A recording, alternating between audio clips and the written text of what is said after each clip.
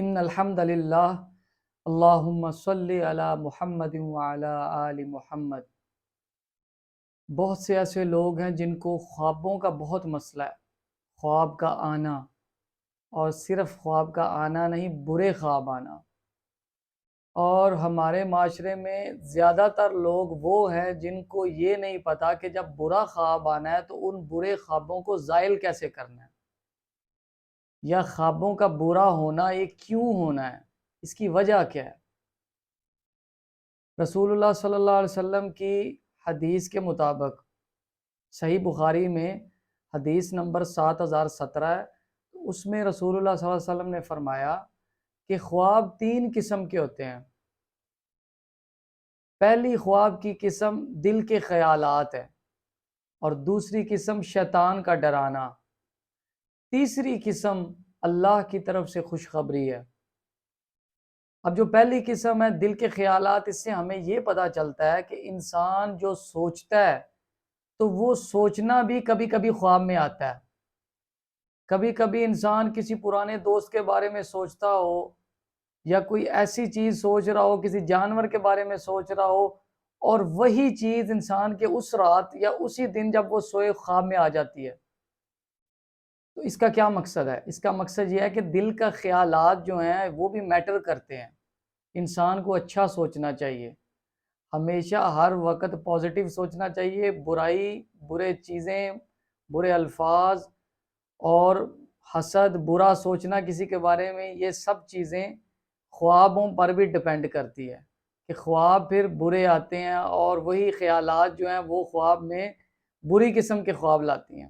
دوسری جو قسم ہے وہ شیطان کا ڈرانا ہے۔ شیطان کا ڈرانا زیادہ تر ان لوگوں کو ہوتا ہے کہ جن پر اللہ کی طرف سے آزمائش ہو۔ شیطان ان لوگوں کو زیادہ ڈراتا ہے کہ جو اللہ کے نیک بندے ہوں، جو اللہ کے قریب ہوں۔ جو برے بندے ہوں، جو اللہ کے قریب نہ ہوں، جو اللہ کے فرما بردار نہ ہوں، شیطان ان کو ڈراتا ہی نہیں ہے، کیونکہ شیطان کا مقصد ہی نہیں ہے ان کے پاس جانا، کیونکہ وہ پہلے ہی برے ہیں، وہ پہلے ہی اللہ سے دور ہیں۔ تو شیطان کے ڈرانے کا مقصد یہ ہوتا ہے کہ یہ بندہ جو ہے یہ مایوس ہو، برا سوچے، نیگیٹو سوچے، اس خواب کے بارے میں اور ویسے بھی۔ انسان یہاں تک سوچنے پہ مجبور ہو جاتا ہے کہ یار میں تو بہت کچھ کرتا ہوں، میں نماز بھی پڑھتا ہوں، میں قرآن بھی پڑھتا ہوں، تو پھر بھی میرے ساتھ ایسا ہوتا ہے۔ تو اس وقت جب وہ شیطان برا خواب دلاتا ہے، تو اس وقت جب خواب آ جائے تو کیا کرنا چاہیے؟ سب سے پہلے جب انسان برا خواب دیکھ کے اٹھتا ہے فوراً، تو اٹھتے ساتھ اسے 3 دفعہ اعوذ باللہ من الشیطان الرجیم پڑھنا چاہیے، اور پڑھ کر 3 دفعہ تھوکنا چاہیے لیفٹ سائڈ پہ۔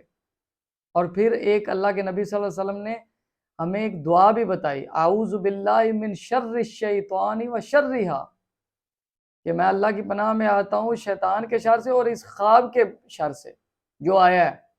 تو اس خواب کو زائل کرنا بہت ضروری ہے، کیونکہ یہ خواب اگر زائل نہ کیا جائے تو یہ خواب انسان کی زندگی پر اثر بھی کر سکتا ہے۔ اور سب سے بڑی یہ بات ہے کہ بہت سے لوگ برا خواب بتا دیتے ہیں، تعبیر پوچھنے کے لیے کسی علم والے کو یا کسی ویسے اپنے کو بتا دیتا ہے، جو کہ بتانا ہی نہیں چاہیے۔ برا خواب کسی کو بتانا نہیں چاہیے، کیونکہ جب انسان سوچتا ہے کہ یار اگر مثال کے طور پہ زندگی میں دنیا میں سب سے کلوز انسان کی ماں ہوتی ہے، اور انسان زیادہ تر ان ماؤں کو بھی بتا دیتا ہے، لیکن انسان کو یہ سوچنا چاہیے کہ وہ ذات جو 70 ماؤں سے زیادہ پیار کرنے والی ہے، وہ پہلے ہی دیکھ رہی ہے، اس کو پہلے ہی پتا ہے کہ آپ کو ایک برا خواب آیا ہے۔ تو آپ بجائے اپنی ماں کے ساتھ ذکر کرنے کے، اس رب کی ذات کے ساتھ، اللہ کی ذات کے ساتھ ذکر کریں اور دعا مانگیں اپنے لیے کہ یا اللہ ہمیں اس آزمائش سے نجات دے۔ اور جو تیسری خواب کی قسم ہے اللہ کی طرف سے خوشخبری، یہ تو بہت ہی بڑی نعمت ہے۔ انبیاء کو خوشخبریاں ملتی رہیں اور نیک اللہ کے لوگوں کو بھی ملتی ہیں، تو وہ تو سب سے اچھی بات ہے۔ اللہ ہمیں ان دعاؤں کو پڑھنے کی توفیق عطا فرمائے، اور اللہ ہمیں شیطان کے شر سے محفوظ فرمائے، اور اللہ ہمیں عافیت کے ساتھ بہترین نیند عطا فرمائے۔ السلام علیکم ورحمۃ اللہ وبرکاتہ۔